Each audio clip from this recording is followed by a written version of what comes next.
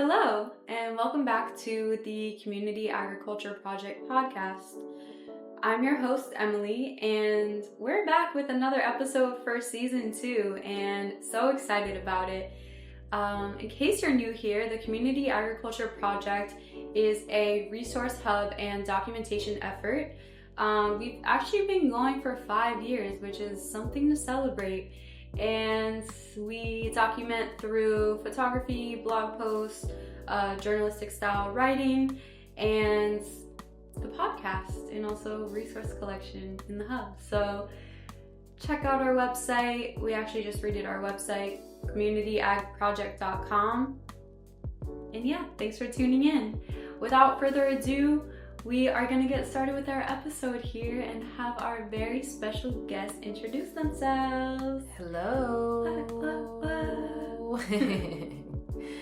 Hi everyone, my name is Tajah Ellis. I am the founder, director, and natural dyer at Out of Seam. And there we do research and design based on found and refound materials out in nature. So yeah. Amazing. So, Out of Seam, how long have you been working on Out of Seam?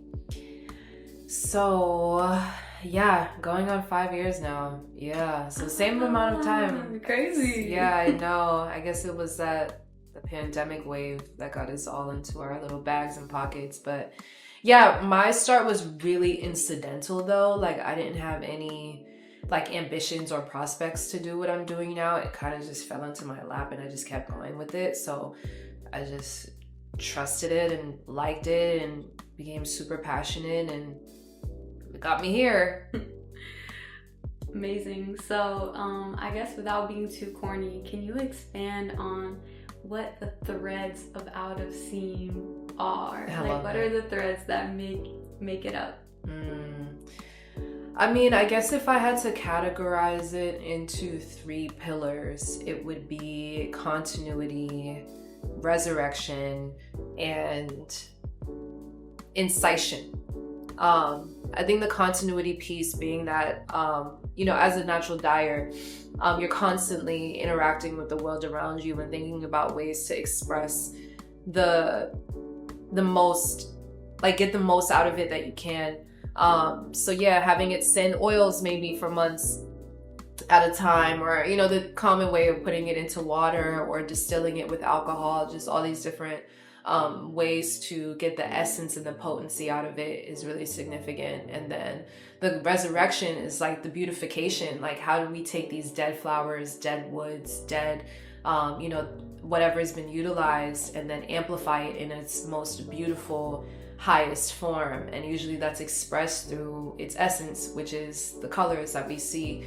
And then incision with the feeling. I'm really big on how these things make you feel. And naturally, as you start working with these elements, you very quickly understand that it's a symbiotic relationship. So having that sort of spark to it, or just coming to it with honesty, or being open to what it's saying, is really important to how the mutual relationship is shaped, and therefore informs all the things that people get to see. Yeah, wow.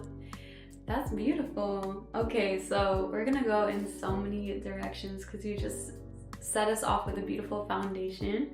I'm so excited. But before we get there, I want to hear a little bit about your background, where you're from, where we are right now, where you're from, and how your path kind of led you to where you are.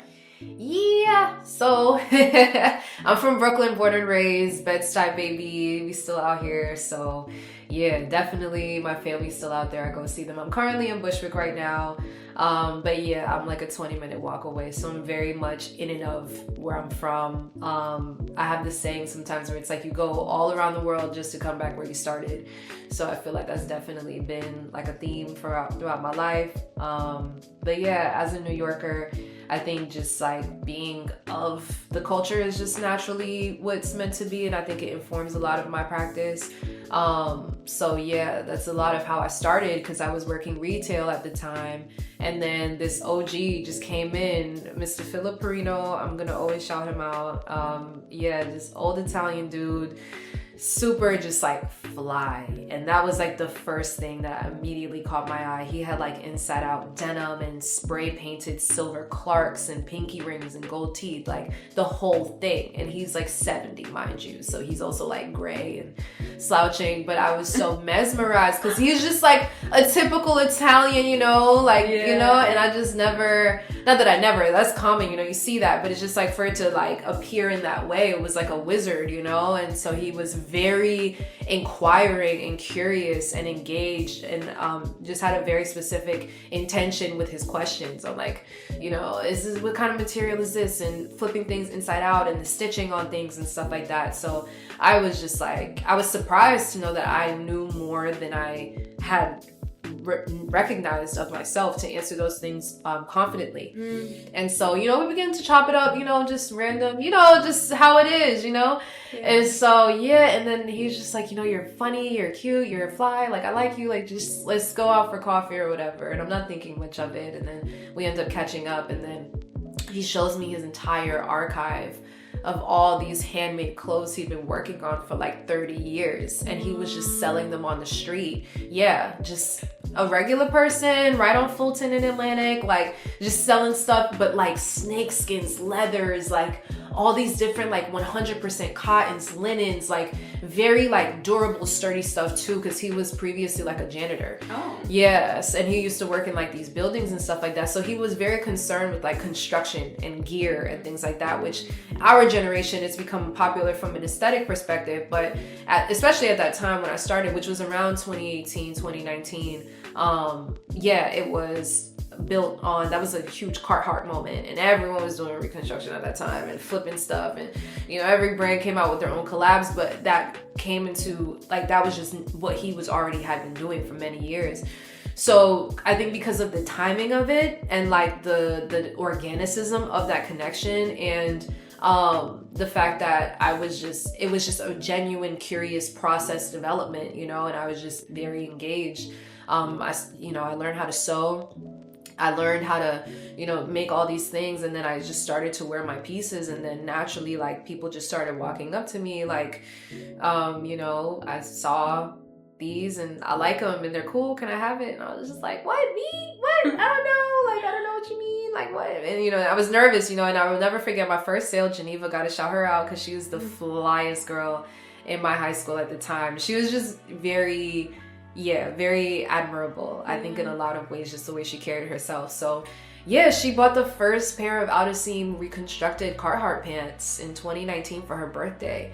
And that was very meaningful for me, because it really put me on a path of knowing that I could actually like do that, and you know, whatever. And again, like, I just a random Instagram page taking pictures, and then you upload them and there you go. And then that started the first iteration. And then as I was still in that retail space, I met this other woman named Isabel. Shout out Isabel. She also gave me a lot of my infusion and powers, because she was doing this small collection of tanks that were dyed with avocados at the time, and I'd never heard of such a thing. This is the summer of 2020. So I think just people had a lot of room for hidden talents to reemerge, a lot of time to discover talents, and a lot of space to want to share, because it's like, what else are we gonna do, you know? Right.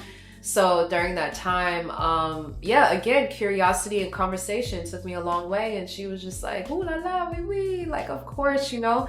And I just was like, okay, cool. And then I ended up taking like a little workshop with her where she just had all of these like the source material, and that was the most attractive thing to me, because a lot of the dyes that are utilized, you know, that we find online, you don't always know where it's sourced, and they're usually pulverized and powdered. It's easy to package and sell and stuff like that. But yeah, she had like the real madder root, or like would go up to the flowers and like smell them and like, you know, eat them, and like, you know, had this very intimate relationship that it had no fear, which I thought was very liberating. And so, yeah, seeing her freedom and fluidity with the natural world was very mesmerizing. And so I think, having her as the perfect guide and mentor to lead me into that was so pivotal. And then at the same time that I was meeting these people, I actually had the lab. Like, I was in a community garden. I volunteered at Tahuti Ma'at Community Garden out on Ralph, 455 Ralph. And I started that when I was probably, I guess, 2017 even. So it was before these people were introduced into my path. But I had already had the inclination and the sensitivity to see what could be possible because I was already working with the roots and, you know, really having and building an intimacy with nature in that way. And from a real, you know, a more idealistic and ideological perspective. So it was heavy on the mind, but these people allowed me to put it into my hands. Wow, that's so beautiful. I love just the aspect of the community garden opening up like those different sensory experiences to be welcomed into your life and like your creative practice and something that you're still practicing today, like, and just having a lot of like key mentorship and inspirations from within your community is beautiful. It sounds like, yeah, that man, what was his name again? But yeah, Phil, shout out to Phil. Yeah. And people really inspiring, leading the way. Okay, so is there anything else like about your mentorship that really stands out that you want to touch on? I mean, I feel like for many years I understood that people took the time to bear witness to my growth and development. And that was something that was so important because I think naturally growing up, you don't always see yourself, you know, you can't recognize yourself. And especially when you're in the midst of change, I don't know what it was about me because I recognize like not everyone has that. And I was around a lot of people who didn't have that kind of guidance or people just didn't like, you know, but I had a lot of people who took a liking to me and poured into me and they like really poured in like a lot of how I am. I don't take full ownership over my personal identity like that because it's been so many people fused together to come and create me. And it's such a liberating part for me, you know, it's been a huge part of my identity formation, just the regard and respect that I've had for the people who've come into my life. And you know, as I've aged and gotten older and I think become more defined and cultivated, you know, you don't have the same need for those kinds of things anymore. Your perspective may shift or, you know, you just become more embodied. So, you know, and I'm also still, you know, coming through a lot of understanding what some of those dynamics were really about, especially when there's, you know, you come in so young and then you grow up and then things begin to even out a little bit more. And so the nature of the relationship has to shift. But yeah, I think it's been important to see that what can I also pay back as well, and that like education component was so liberating, and just seeing the different styles, you know what I mean, like to me that was like a very big thing because everyone has their own different way on how they lead. Some people it's very intentional and very much like I am choosing you, this is a conscious effort of what we are doing and I'm going to lead you to this, and I had that. But I also had so many informal people who were just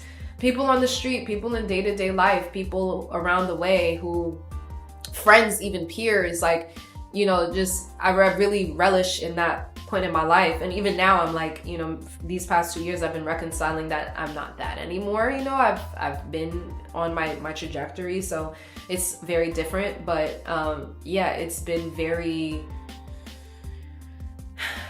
I'm just grateful. Yeah, I'm really admiring the like relational reciprocity that you express, and just reflecting on how that was really something that I learned through starting to work with plants and like fungi and people too, but it took the plants as like my gateway. Yeah. I think. Yeah. So I want to touch on, because here I guess the journey that we're on in this podcast is like the relation between community and agriculture, which sometimes has a more unorthodox infusion in the kind of discussions.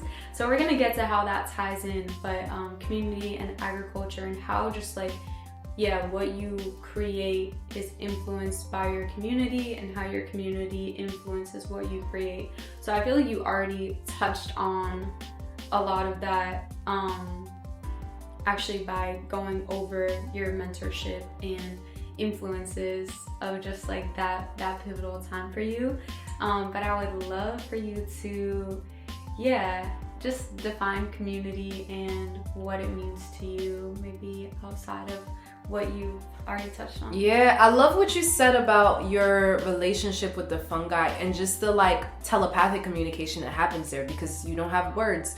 So it's like a lot, even knowing like what you were doing with the mycelium and everything, and like even my relationship with algae, that has been the biggest shift in this new development for me. But it's just these communications that could be had. And I think understanding like community within a context of like, it's our day-to-day life, right? It's the people who are your neighbors and, you know, your corner store people and the people who are potential strangers, but you know, if anything were to happen in a circumstance, like your dependency is technically interconnected by virtue of living amongst each other. In New York, we have a kind of a weird thing with that, because it's like nobody really knows their neighbor, you know what I mean? Or you have to make a super concerted effort to like do that. And like that also, it has to happen over time, you know? Usually that happens over like... And you have to like stay committed to that and like water it.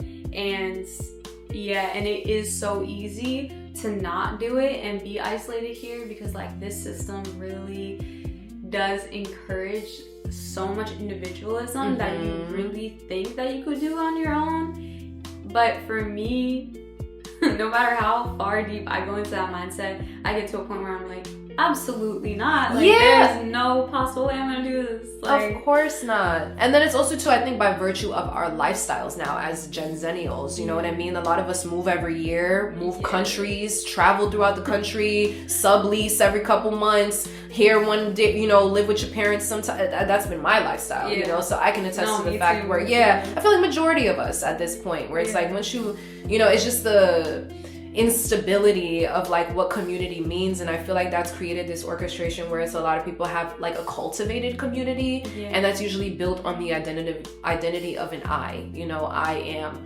this label, that label, whatever. And I've never felt comfortable with that, because you're just siloing yourself, you know, and it really defeats the purpose of what a community is meant to be, especially when we have examples in nature where I went to Emily and Tanika, shout out Tanika, one of their lecture series, and I thought one of the most robust senses of information I got was the diversity that the microbiomes need to have within the gut. And you need, in order to have a healthy gut, it needs to have so many different kinds of microbiomes in there. And I thought that's literally what a community is. It's the diversity and the nuance and the complications of how dynamics can fit and work together, but respecting the fact that this is this and this is that, and they serve different functions.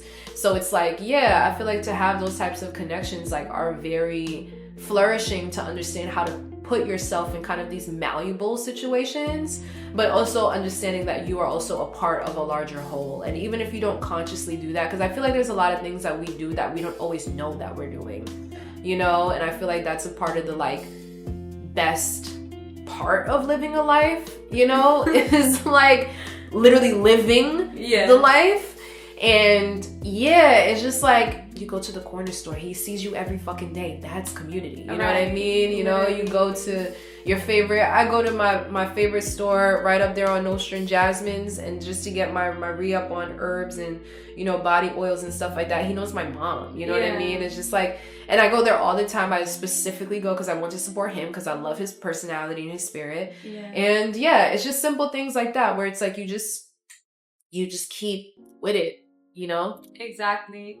And I think I really appreciate you bringing up like the diversity, and it also made me think of the way that like we're all mirrors of each other. So when we are super either siloed in the context that you mentioned, through like the I am whatever, or also just like super individualist in another sense, we can lack those diverse reflections, which I think is missing. It's just missing the community aspect of it.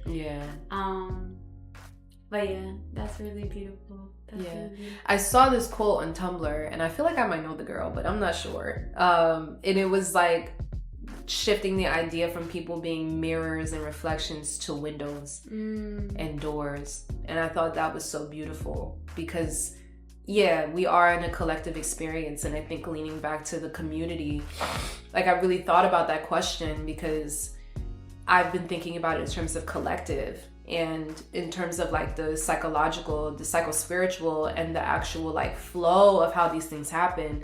Where, yeah, I could see someone one day and just be like, okay, hey, and like there's no connection, right? You're just my neighbor, and I feel obligated to you because we share material, physical space. But it's very different when you're walking down the street and you see someone and you're like, okay, cool. And then 2 weeks go by and you see them again. Yeah. And you're like, okay, cool. And then it's like, it could be on the bus, it could be on the train. It's just like, where are you coming from? And why do I keep seeing you? And like, you're just like, you keep appearing, you know? And it's like, or a store that was never there before, you never noticed it a day in your life. And then you walk by the street one day and you're like, when did this get there? And then you get in there like, yeah, we've been here for 18 years. And then you're just like, what the fuck? But it's just like your eye shifts. Like you just start to see things. So it's just like, I feel like that's very representative of like, a lot of our journeys, even within the places that we envelop, is like we're not always the most sensitive to it until we're sensitive to it. Yeah. And then you begin to see like, okay, or sometimes the thing that you need may appear. You know, like these neighborhoods, especially here with, you know, all the shifts that have been happening in recent years, gentrification, whatnot. And it's like, yeah, there's a lot coming in that may not feel the most welcoming. But in recent years, it's like, yo, if many people have those types of complaints, those things will start to shift and appear. Like you get what you want. You eventually get the things that you are seeing in your mind's eye. So I feel like that's a huge sense of just like alignment and just seeing things as they come and like paying attention. And I feel like that like awareness of paying attention is a really big thing. But it goes back to the mirroring and the windows aspect, because what do we see as something that's like, yeah, like the one-to-one, like shit, like, oh wow, like it's there in front of my face. And then it's like, okay, there's this new experience that's being had that's like liberating, and it's not necessarily like connected or related. And what does that have to do for me if I don't have anything to do with you? Because I feel like that's the other component, is like I may not always see myself in you, or you know, anybody for that matter. So it's just like, how are we able to also liberate and build in ways that consider things that are different, or situations that we may not encounter? Because, you know, we're lucky if we get the opportunity to live in a New York, LA, Alabama, you know, Texas, Bangkok, you know, and you do that in a year. Like that's still a privilege, even though it's more common. But it's just like, how do you now create a world where those things are considered? Right. Yeah. And that's really why I started this documentation, because I was like, okay, what I think part of it, like starting this project, came out of feeling not connected to other people and being like really thinking about what is the connector of us. And it's that thing of like breaking bread, and like the fact that hopefully we all get to eat every day, and we share this experience. We can share this experience of like nourishment, and what are all the different ways that can look like. Because I feel like if I go across the world and I ask somebody like what they grow, what they eat, and who they share it with, like that's something that I can resonate with. You know? I love that. Or what they could, and eat can be like, yeah, we're literally eating like carrots and beans, or like just consume in another sense, like, yeah, whether that's information or just like, I see that as like a very big spectrum, you know. And even this stuff, like it's I mean, I'm not consuming the garment, but it's something that's like now a part of my existence and like frequency and story. I love that. And even just like the sensitivity to things, like I feel like the nourishment I strongly identify, because that's the nutrients in the soil, and that's what makes things grow. But a lot of the time it's a literal thing. You know, you need to feed soil fertilizers. You need to feed yourself food.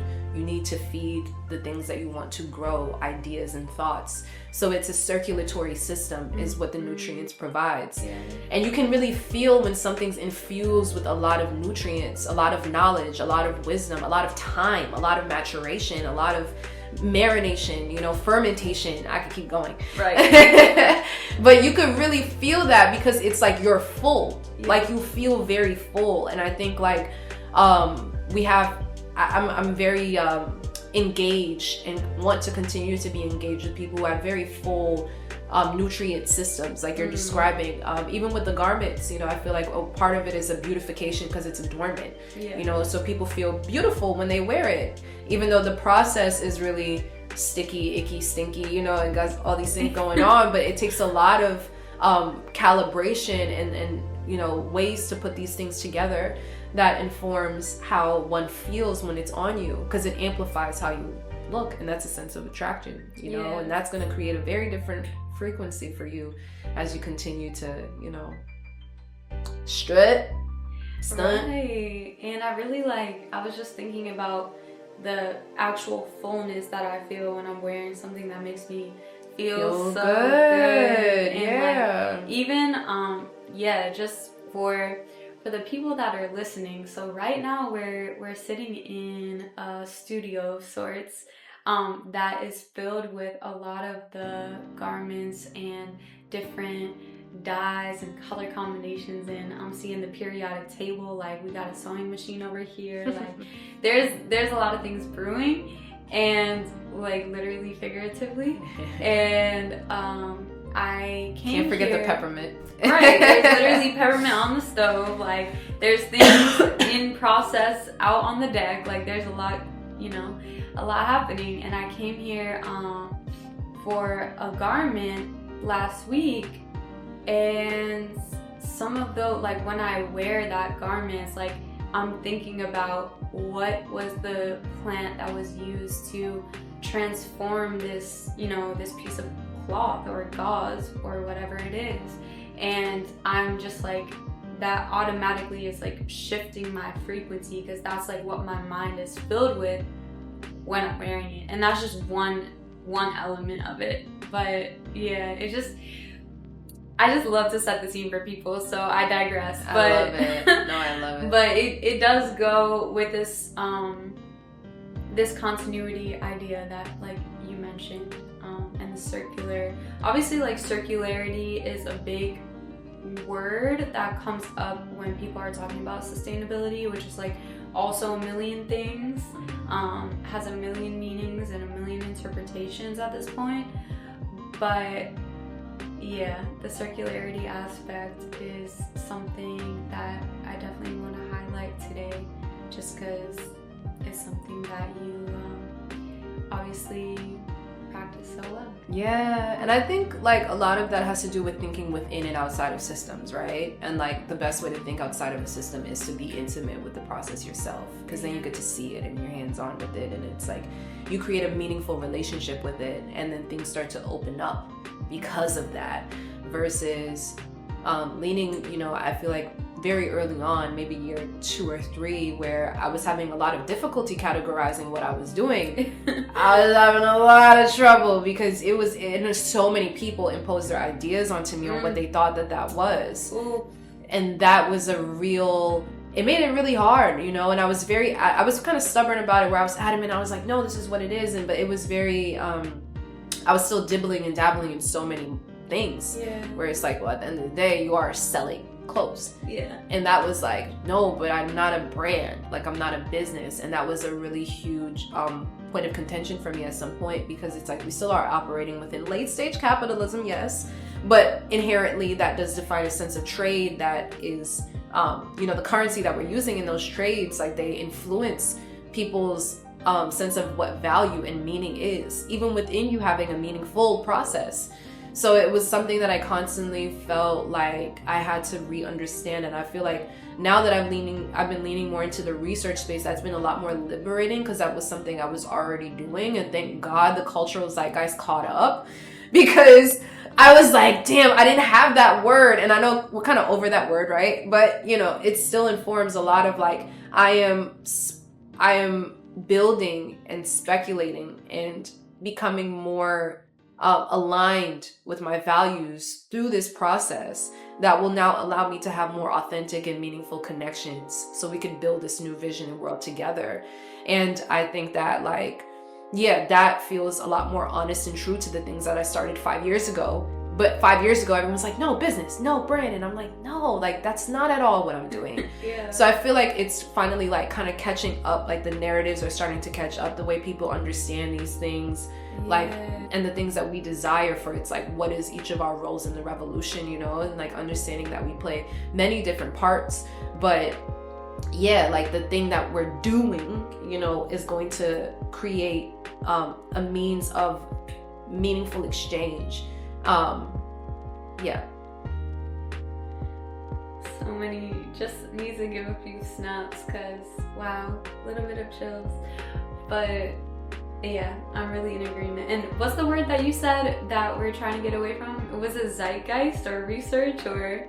Yeah, I was like, because research, you know, we go on Instagram, it's like, damn, everybody got a research project, you know what I mean? But yeah, I was saying research is like, yeah, research is kind of, it's not everything, but it's something, because I'm just very into like the decolonization of science, and it's like, okay, we don't need to make research something more out of reach than it is, which is just like our daily experimentations, you know?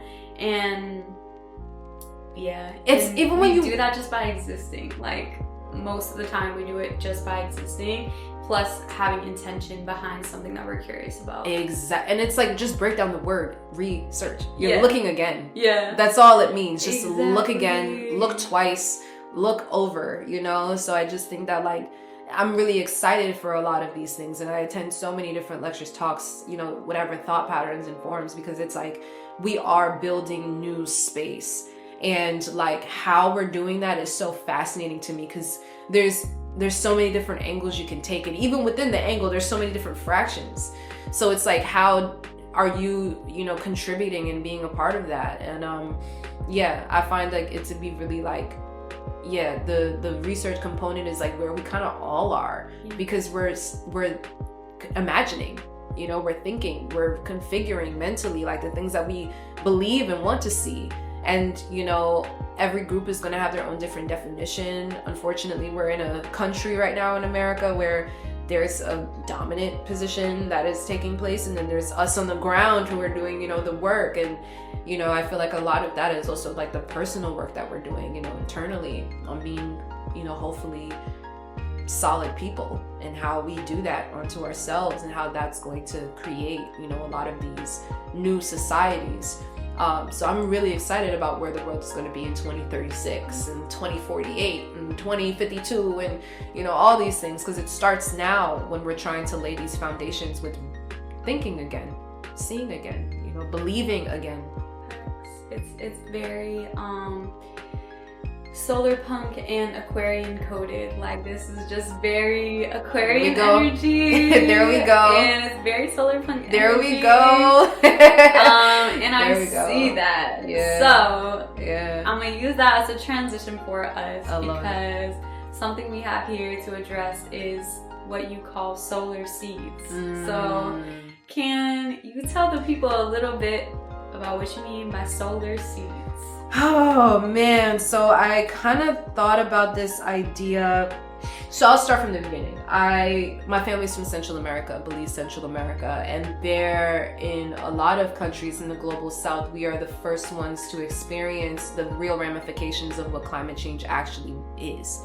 From the water risings, the hurricanes, things happening earlier in the year, birds being places they're not supposed to be, you know, there's just so many different, like, we're talking about new worlds in an ideological perspective, but they're living in a new world in a literal way through the environment and through nature. Yeah. You know, so being from the jungle and having a family that's from the jungle ancestrally for many, many, many, many, many, many millennia, and the amount of information that's there, I got to see firsthand just the changes that were happening, even in my short time of going back consistently. So seeing the sorghasm was a big thing that kind of sparked my mind because it has such a putrid smell, quite frankly. It's a very memorable thing. And it kind of caught me at a point where I went on this pilgrimage essentially to go back home, and like the infusion that happened for me was very liberating and powerful, and it created a lot more integration with my identity being on the land. So yeah, that was where a lot of the impetus for this came. And so I was thinking constantly about sorghasm. I got some, didn't really think about it. Didn't really, at that time I was like fixated on logwood because logwood has a very pivotal history in Belize. It's the reason for our colonization by the British. So the color of purple, and knowing what purple has meant and the royalty and the regality, but also how difficult it is to maintain that color naturally, was something that I was I started to understand about what we did and who we were.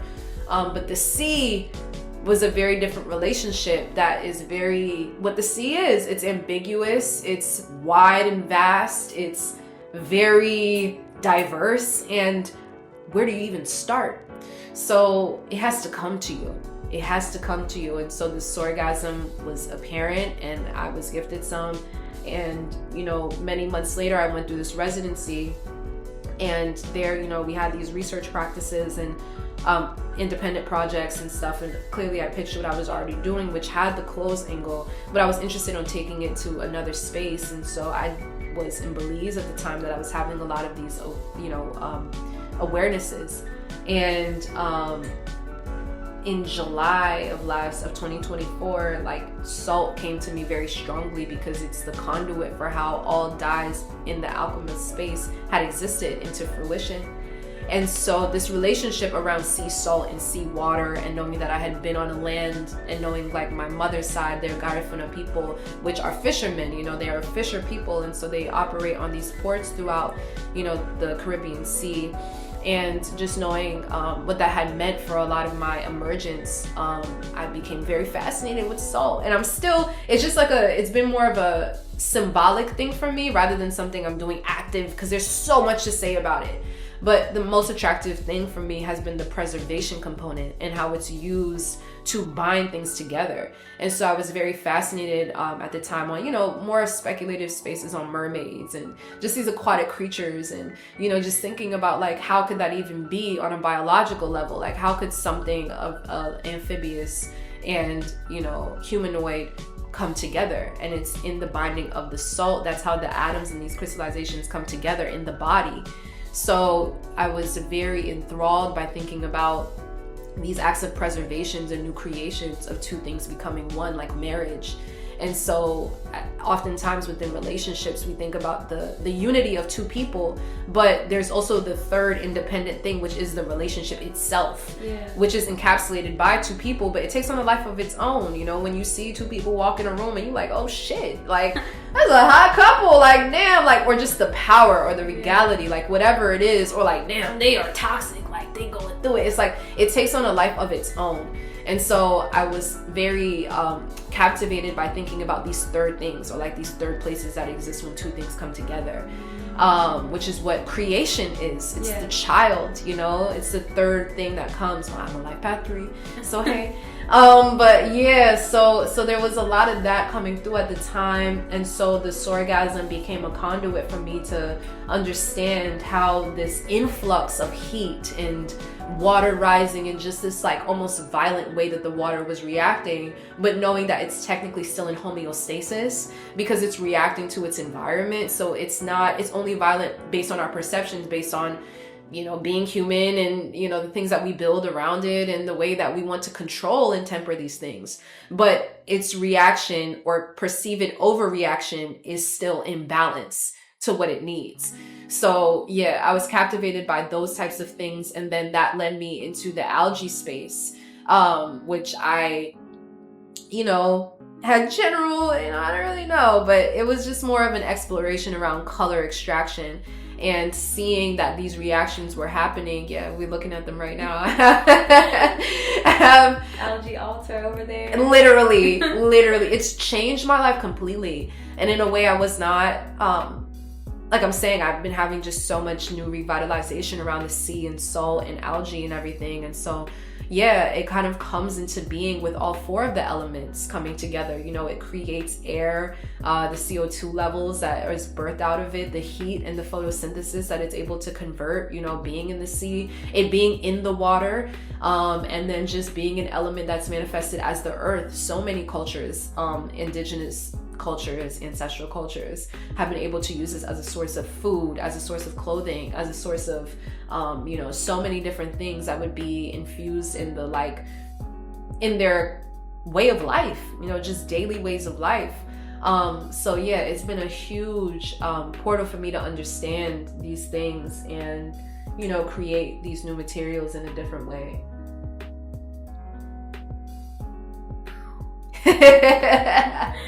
Yeah. Amazing. Okay, so when can you walk us through like that original experience working with algae? It was something that you harvested, it was something that you cultivated. Like, what was the first engagement? So as I said, I came into it from more of a hypothetical perspective, but I was just doing field research. Yeah. So being and living on the land on Belize, I was just going to the beach. My dad's house stayed 2 blocks away. So it became a healing modality for me. And I think that's what water as a mode represents. It's the most nourishing, healing, activated force that we can possibly have. And it's the most malleable. Like, it can take the shape of whatever it's in.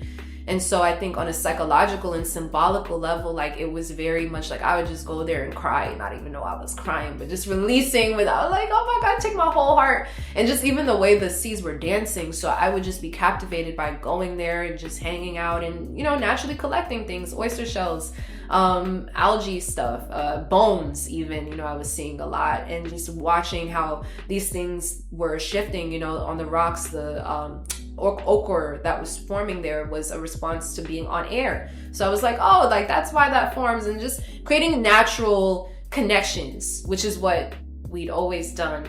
But yeah, I just was going there and just, you know, healing my spirit, and, you know, seeing my sight would change with this new awarenesses that I was having.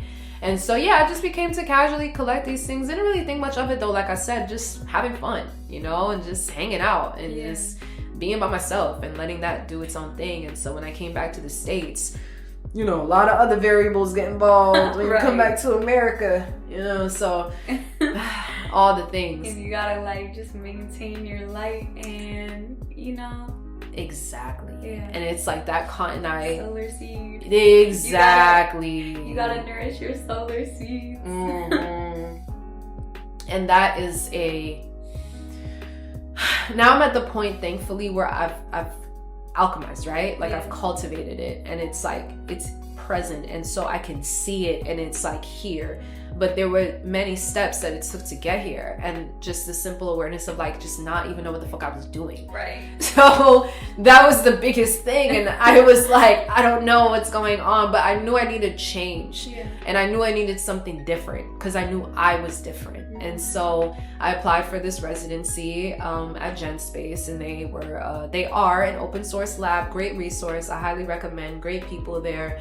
But yeah, when I was there, that was the pitch that I had, was solar seeds, and understanding sargassum from an ancestral perspective, but also understanding how to get the colors extracted, which, you know, it took me several experiments, a lot of, I don't want to perceive them as failures anymore. They're just steps along the way. A lot of steps. A lot of research. A lot of research. A lot of research. There we go.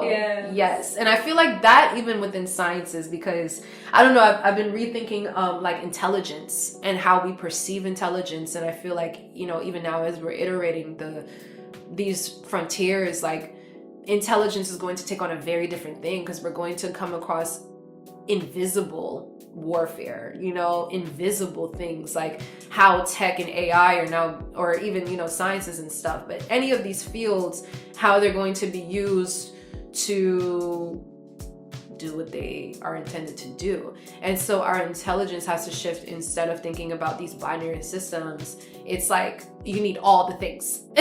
You need to know need to know when to sense when things are off, to know the intellect behind how mechanisms work, and, you know, understanding many of these things. And so I think the process allows you to have more of a sensitivity, so you could know like, okay, it's not what it seems, or this may have took this to get here, or like you become a lot more analytical and discerning within your perspective, which is something that I was able to refine through this practice. Just even certain things like smells, you know, that's a huge indicator when something's off.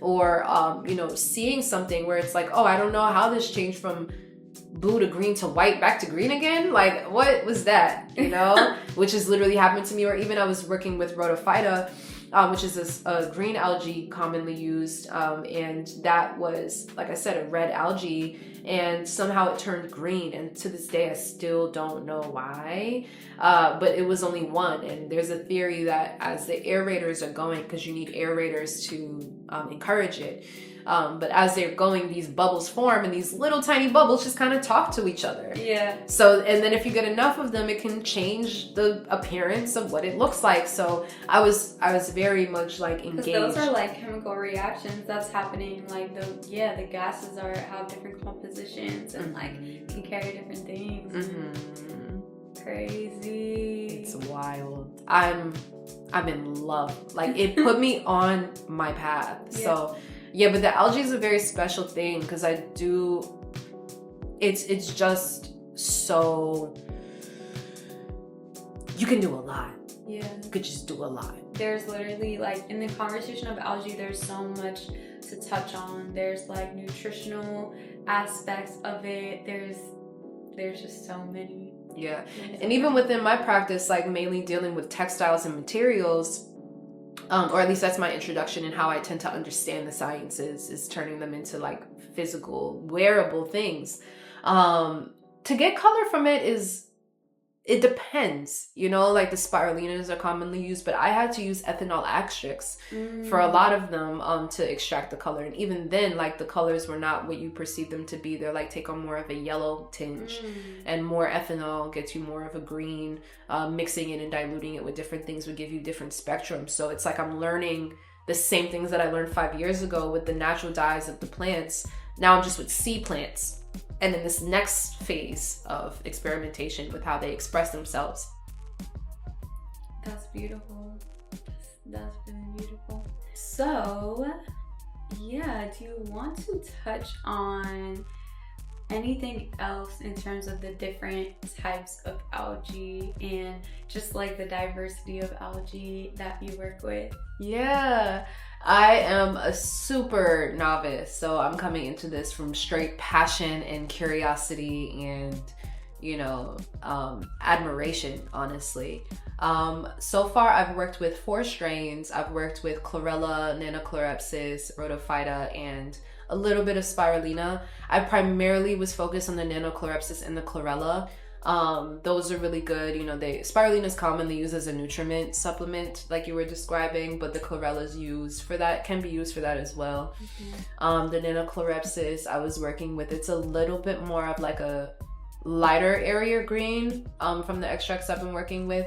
So I have about 12 of them going on right now at a friend's studio, and yeah, they all have different varying densities. The Sorgasm was the one that I was introduced the most with. I guess I could just speak about like their need for presence. Like you need a lot of presence. And like what you were saying, like it was something that became a part of my routine because they need, like, especially when you don't have the equipment yet. Like I had so much trial and error where, you know, I knew I needed lights, but then as I got more insight on it from other people, it's like, oh, they actually need heat. So you need a heating pad, and that needs to be on for 7 hours in a day. Or, you know, lights, but there's specific lights. So I was like, you know, the purple, reddish lights kind of work better, which is a theory that I have on why one of the rhodophyta strains came out green, is because I used red lights instead of the purple ones I was initially working with. And it's those subtle changes, you know, this is very subtle tweaks, but it's the only change I did. So that's the only conclusion I can draw from it. But yeah, even that, having the aerators, because before I was just manually waking up and shaking them up. Right. Yeah. And that was like really fun because I had something to look forward to. You know, they're kind of like pets. They're like seed plant pets. Yes. But yeah, I was like physically, a chia pet. They're literally like chia pets. No, literally, like legit. But yeah, I was doing that, and then I got aerators, so that became a lot more easier to manage. And then even knowing the levels, like when to put more water, like I learned filtered water is not the same as distilled water. So there were all these subtle things that are natural to any new practice where you're like just learning and getting a relationship with the thing itself. When I started to get into colors, that was a lot more intuitive for me in some ways, but it wasn't the same like, oh, put it in a pot and boil it and you walk away. Because in my practice with this, I've deeply started to understand the nuance between chemistry and biology. And that really shifted my perspective a lot, because biology is to grow something, like it's the care of something in order to see it to an end.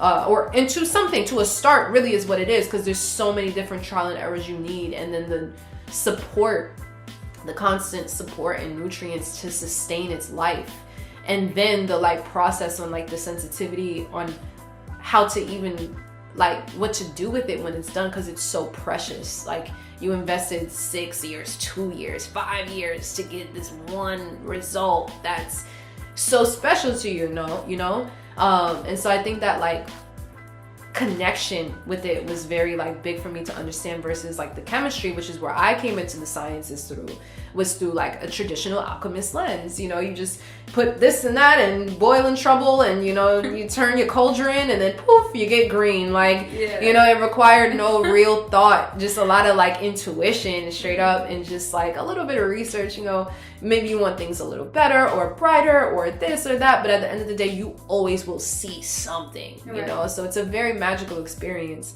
but very, very different than being magic to mother. Yes. Wow. Like very different things. And so it taught me a lot about myself in that way, where I used to been having, and it kind of shaped me in this way too, where I was very used to my practice in the sciences being very spontaneous.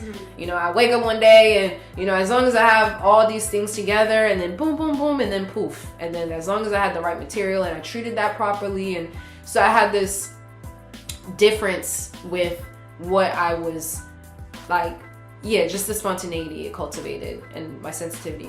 And then with the algae and then leaning into the biology, like that took me, I was like, yo, why isn't this growing? Why is this smelling? Why is this dying? Like I was looking under microscopes and I'm like, it's been 2 weeks. Like, how do I not have anything moving? Like I really couldn't understand it. And I wasn't present. Like I wasn't taking care of it. I wasn't as available to it. When it came into my house, that shifted things. It's not my house anymore, but for a while they were here, and that gave me a lot of growth. And then I think I got a fairy godmother. Shout out Sasha Fishman. She's, you know, all my algae babies, you know, algae godmother. But she was just like, I really love this also democratization of these fields, because it's like you're getting everyday people as well, but they can also just simplify. Right. The most complicated shit. And you're just like, oh, this isn't that scary. This isn't, because a part of my like my relationship with it was also built from like an apprehension where I knew it was something very different and distinct, but I really just didn't know how to approach it. I didn't know how to approach it at all. So I needed a lot you know, of another level and layer of, I see it as partnership compared to where I started off as mentorship. But I'm in the space of unique partnership that you know, is supporting a lot of these things. So once that happened, results. I'm like, oh, now we got, and you know, knowing how to use your equipment. I think that's also the thing. That's a very underrated part. We talked about it a little bit before when it comes to, you know, just knowing how to work with what you have and getting the tools necessary to streamline that process or amplify that process. That was knowing how to use your budgets. That's gonna help you with these things and go a long way. Which, yeah, I think that's why I think you'll really enjoy Michael Fest and learning from some people like William Padilla Brown. Shout out to William, another algae cultivator. Because yeah, that's really what it's all about, like making what you have work, and otherwise gathering resources with like a community that shares your interests and sharing.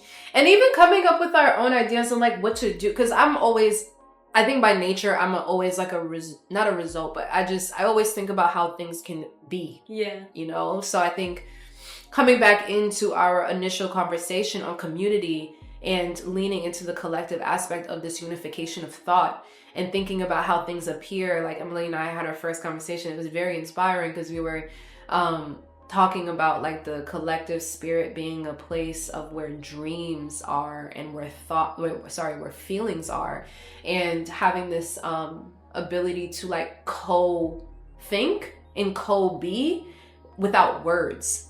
It's like a deeply understood thing, and I want to be able to like refine and like lean into that so much more in this new envisioning that we're having collectively, because it's going to give us a lot more potency there on these things that are technically invisible and subconscious, but they're effervescent.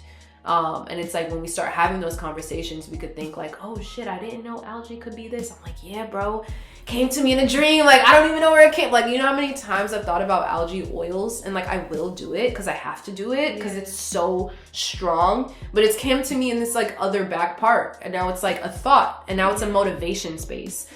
So I'm like really very fascinated to see like what other things are coming, because like especially with these algae, like there was like a huge boom that happened in the early 2000s with it, and like so many people were making their algae farms and creating these companies and, you know, the supplements and stuff like that. And then so I'm just thinking about ways we could distribute that in global ways that make sense for that community. Like I'm saying, in these places that are having like sea and ocean overflow, and how to have them build a relationship with their land in that way, or their waters in that way, and taking it in very simple ways. You know, even the sea moss, when I went to Belize this time around, I went to I'm a member of this seaweed farm, and it was very fun because they just go on the boat and have the seed, and they just plant, you know, their acres in the ocean. And I came back with sea moss because that's the strain that they're cultivating there, which is so, I mean, you can use that for everything. You can, so many nutrients, and I don't even know the other applications, but it's just so highly medicinal. I use it on my hair, I use it on my face, like I use it, I send my friends some, like the face mask. And it does the same thing as aloe. It's like an aloe, like it's like a gel, like a gelatin, you know what I mean? So it's just like this, like I'm just so enthralled by it. But yeah, that's been a huge thing. So I've been using it like intuitively on some of this stuff, and just seeing like it's precious, you know, I have to use it sparingly.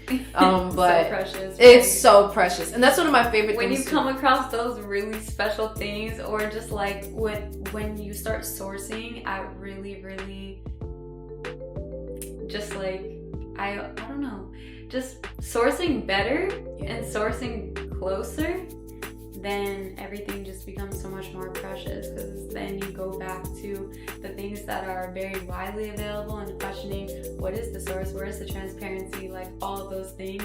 You'll never take for granted those little treasures again. I think even as we lean into this like space where it's like we're reconfiguring so many things, and like thinking about currency, like those were the original currencies, and how trade always used to happen is like you came with your sheep pellets from the Nordic whatever, you know, and I came with my, you know, who knows, seaweed from this ocean randomly over here, and someone came with their tree tusk, you know, with that somehow they found a way to make it into incense, and we just traded that amongst each other, you know. And it's like these are pre-systems that, you know, because I've been thinking about that a lot lately, is like economic systems and barter systems, and how to also exchange things that are meaningful and of value for the people that they're given to. Because you could have, you know, you could give me a chicken, and I don't know how to skin a chicken, cook a chicken, I don't got no eggs, I have no like hens, like I don't know what to do with it.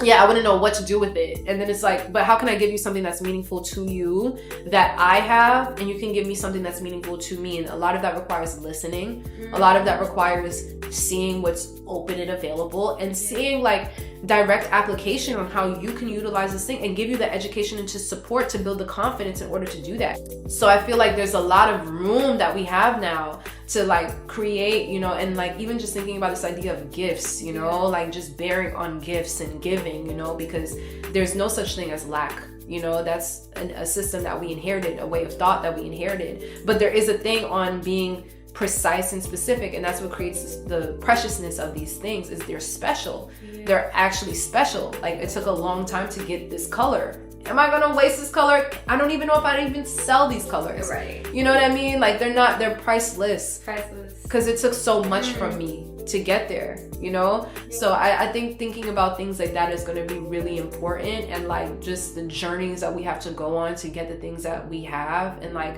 knowing how to share and bestow.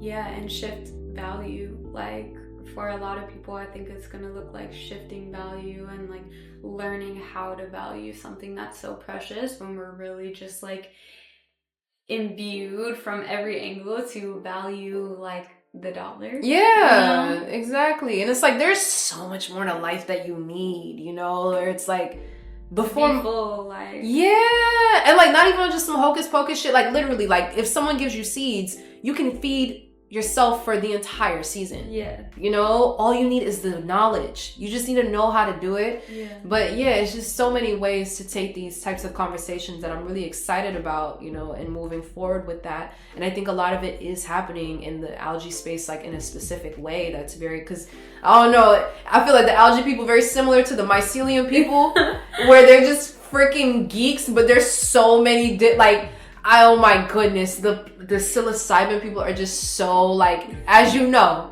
but it's just like you could get so many different levels, but they're all having the similar like one, you know, like there's a very particular oneness that they come in with. And I think the algae people have a similar kind of like, you know, especially for like just the nature of the things, like the mycelium in the soil, the algae in the ocean, the fact that we're 75% water, the fact that our world is a certain percent water, like, and like water was our first home. Like, I've been definitely having a lot of pervasive like thoughts about water, and it's similar energy there. So I could see like how people can find it to be so spiritual, you know?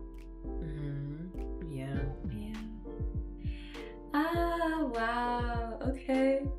This was beautiful. Obviously, like, there's an incredible abundance like in this space to discuss and share and percolate on. But you know, that's gonna be for another time, another space. And I'm excited for them too. But thank you so much for gracing us and me and the Community Agriculture Project podcast. Is there any closing things that you want to say to the people? Any words of wisdom, advice?